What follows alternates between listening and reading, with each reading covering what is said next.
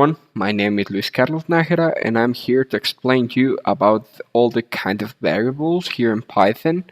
They're also called basic types for codewithcharlie.com. So let's begin. Before everything, we got three main types of variables in Python. The first one is int or integer, as we can see it here, int.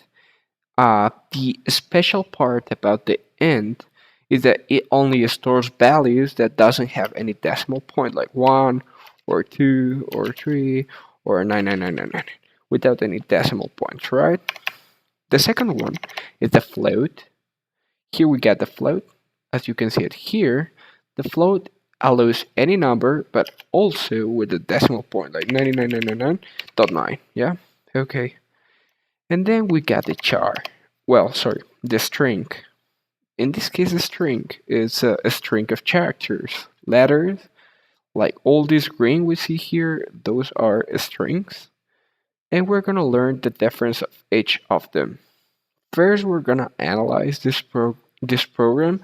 In this program, I use the three of them. In the first one, I'm using the int, and I'm asking to the user for the hours or that they work or study per day here.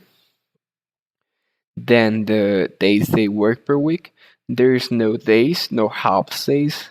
If you can work 5 or 6 or 7 days, but not 5.5.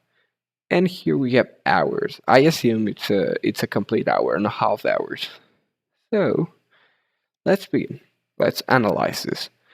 They're gonna keep me here a value.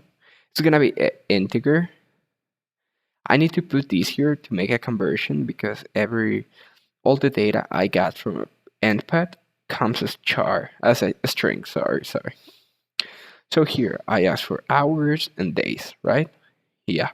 And then I make the operation here, days times hours, and we print the result. Let me do that for you. We're gonna run the terminal. We are gonna change our direction to documents. And we're gonna run our program, python3 data.py.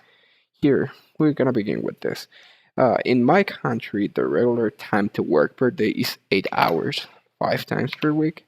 That would give us 40, right? Yeah, 40. And let's skip that. We got the 40 here. That is what it matters. And let's begin with the other part of the code. Here we got the average between three numbers. We are gonna ask any average, but generally because we get a division over here, we're gonna get decimals and we don't want them to get loose. So if we got those decimals, we need to work with float. It's the same process, but we are not gonna put int on it. We're gonna put a float. So let me explain you in very fast. First, we explain what it's gonna do. Then we ask the user to introduce the value of the first number.